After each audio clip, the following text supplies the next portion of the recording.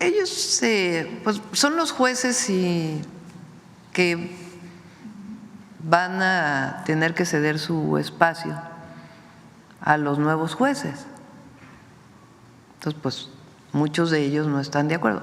Hay otros jueces que sí están de acuerdo, hay que decirlo, que por cierto les dan muy poco espacio en los medios. Valdría la pena que se abriera también los medios de comunicación a que escucharan no solamente a algunos ministros de la Corte o ministras, sino también a jueces que están de acuerdo con que se haga no que se haga, están de acuerdo con la reforma que ya se hizo constitucional al Poder Judicial. ¿Qué ocurrió en México? O sea, yo no veo ninguna crisis constitucional, no. Se ha cubierto todos los requisitos y normas que establece la Constitución de la República. Y de nuevo, hubo una elección el 2 de junio. Esa elección no solamente se eligió a la presidenta de la República, sino que se eligieron senadores, senadoras, diputados, diputadas federales. A ver si tienes cuántos ganó la coalición, que lo presentamos el otro día. Porque todavía hay comentócratas que hablan de la sobrerepresentación. Entonces, se eligen los de mayoría. ¿Qué quiere decir el de mayoría? El que gana en su distrito. Y después esos son 300 distritos electorales, diputados. Senadores son 2 senadores que se eligen, que tienen la mayoría, y un tercero que es la primera minoría. Y después hay una lista por cada partido político. En el caso de los diputados son 300 diputados de mayoría y luego se reparten 200 curules en diputados llamados plurinominales o de representación proporcional. ¿Cómo se reparten esos 200 diputados? Con una regla clara que está establecida en la Ley Federal de Procedimientos Electorales. El otro día la presenté aquí. Esa regla es tan clara que prácticamente dice la fórmula que hay que seguir paso por paso. Dice, de lo que eligieron estos 200 se elige un denominador y después ese denominador se divide entre tanto, tanto y tanto y luego se le suma tanto. ¿Qué hizo el INE y después el Tribunal Electoral?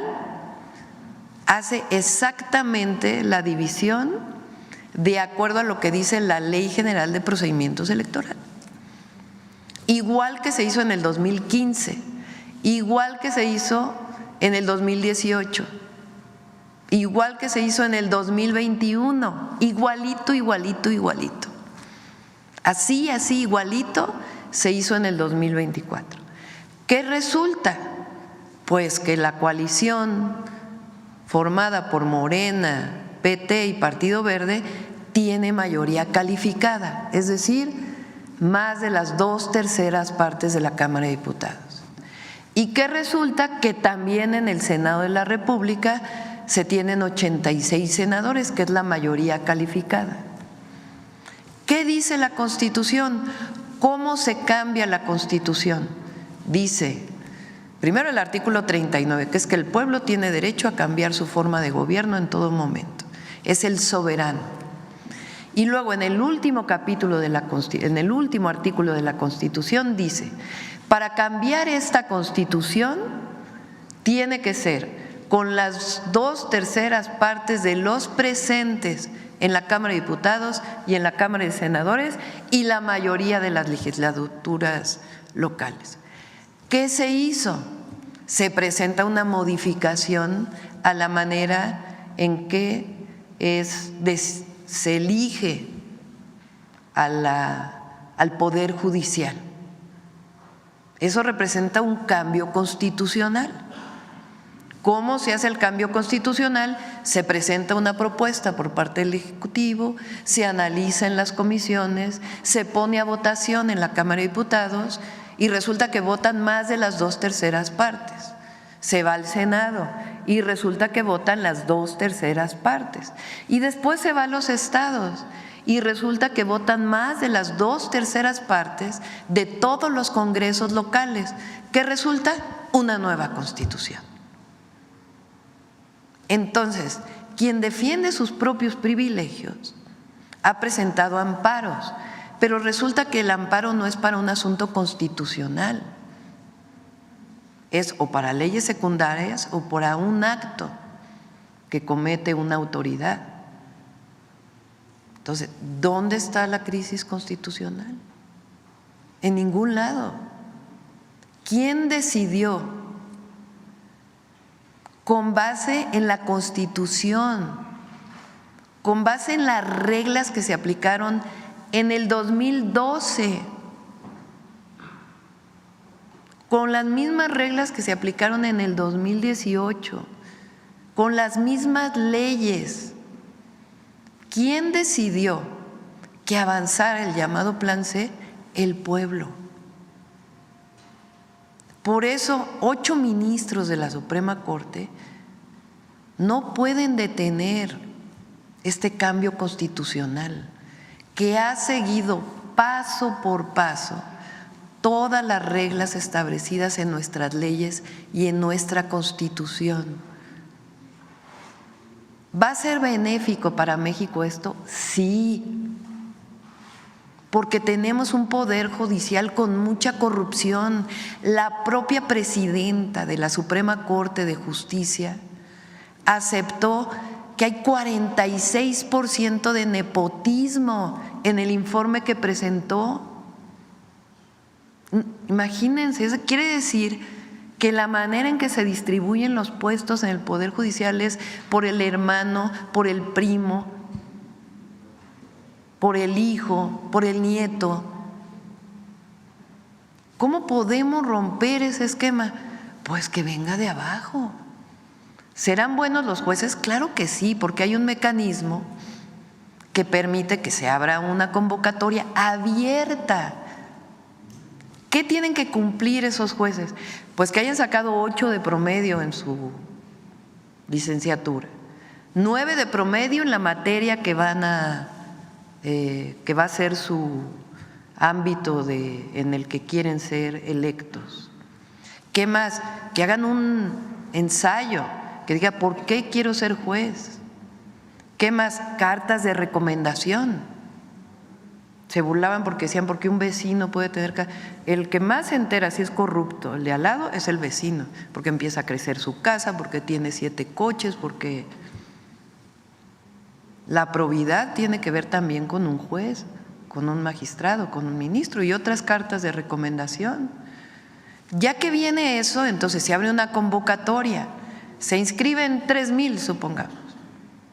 De esos 3,000 que se inscriben, pues entonces hay un comité en el Ejecutivo, un comité en el Legislativo y un comité en el Judicial. ¿Quién nombra ese comité? Nos va a tocar en el Ejecutivo nombrarlo a nosotros. ¿A quién vamos a poner en ese comité? Pues abogados de buen prestigio, que tengan reconocimiento también por su probidad y también que representen los intereses del pueblo y de la nación. Ellos, permítame que termine porque sí, claro, es importante que se… Entonces se hace entonces primero se va a revisar, ¿cumple o no cumple? Que presentó su título y su título de maestría, pues primero hay que revisar si sí son válidos esos títulos, que si sacaron las calificaciones, pues hay que revisarlo, se revisan las cartas, a partir de ahí se hace una primera selección. Después de esa selección, este comité puede entrevistarlos. A ver, te voy a entrevistar. ¿Por qué quieres ser juez? ¿Qué sabes de la materia penal? Y de ahí pues se selecciona otro grupo. supónganse que de un magistrado, de un ministro, salen 6 finalistas. De esos 6 finalistas se hace una tómbola para que sean 3 los que se vayan a la elección. ¿De dónde dicen que Morena va a poner a sus jueces? No, lo que pasa ahora es que es una corruptela tremenda. Entonces, al venir de abajo de un proceso distinto, pues obviamente vamos a tener un mejor poder judicial. Ahora, llevan casi 3 meses en paro, cobrando. ¿Cómo? ¿Dónde está el acceso a la justicia que tanto defienden? Entonces, por eso digo, no hay crisis constitucional. Y los 8 ministros que están en contra, ministras, no tienen atribuciones para parar una reforma constitucional.